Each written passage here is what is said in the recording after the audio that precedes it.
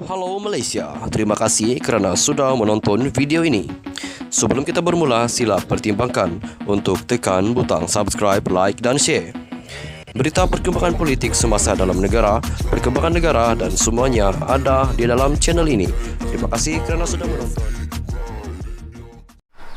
Halo Malaysia, selamat petang tuan-tuan dan puan-puan. Terima kasih kerana anda masih terus setia berada di dalam channel Elvino ISTV.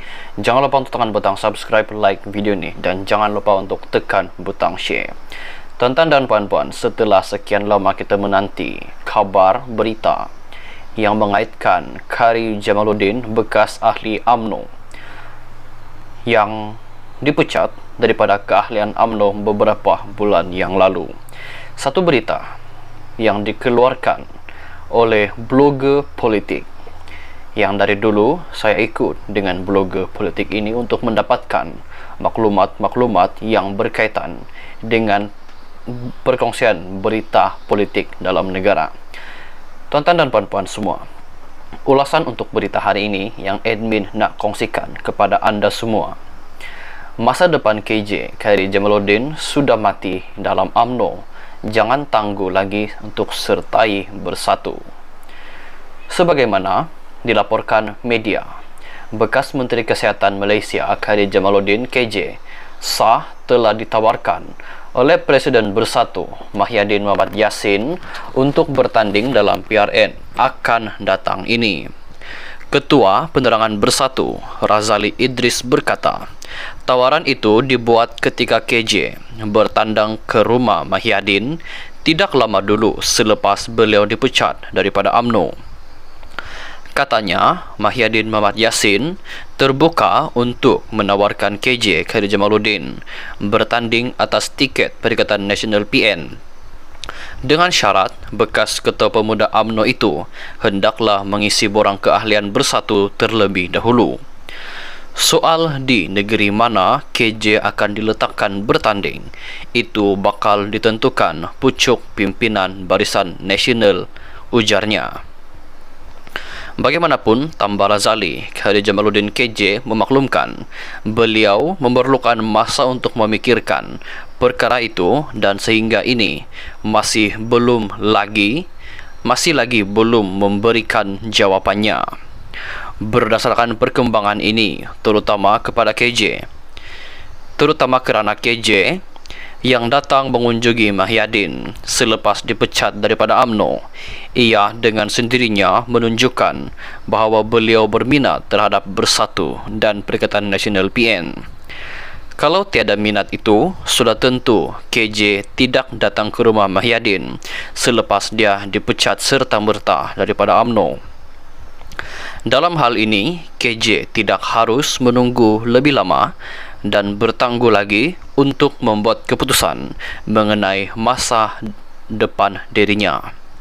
Menyertai Parti Bersatu dan bertanding di atas tiket Perikatan Nasional PN dalam PRN Pilihan Raya Negeri akan datang adalah satu-satunya pilihan untuk KJ dapat kembali dan bernafas semula dalam dunia arena politik. Setelah dipecat daripada UMNO dan Zahid Hamidi kini semakin mencengkam dalam UMNO selepas pemilihan parti baru-baru ini, hakikatnya tiada lagi ruang untuk beliau dapat kembali semula bersama UMNO.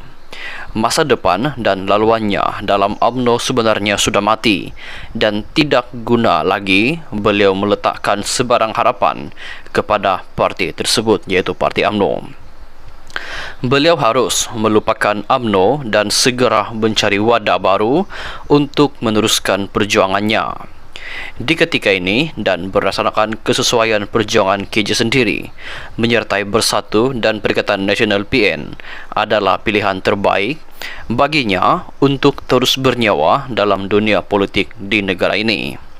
Meskipun ada dua kemungkinan di mana KJ sesuai bertanding, sama ada di Negeri Sembilan atau Selangor, tetapi oleh kerana beliau sendiri sudah memindahkan keahlian UMNO-nya ke Selangor sebelum dipecat, maka adalah perlu beliau bertanding di negeri tersebut dalam pilihan raya negeri PRN akan datang ini. KJ perlu meyakinkan Mahyadin antara keperluan beliau harus diletakkan bertanding di Selangor ialah untuk memberi nilai tambah kepada usaha menawan negeri itu sebagai lonjakan bagi Perikatan Nasional PN menghadapi PRU ke-16 pada tahun 2027 yang akan datang. Jika menang di Selangor, gambarnya cerahlah peluang Perikatan Nasional dalam pilihan raya umum PRU akan datang nanti. Tetapi jangan meletakkan harapan bertanding di Selangor semata-mata untuk menjadi calon menteri besar.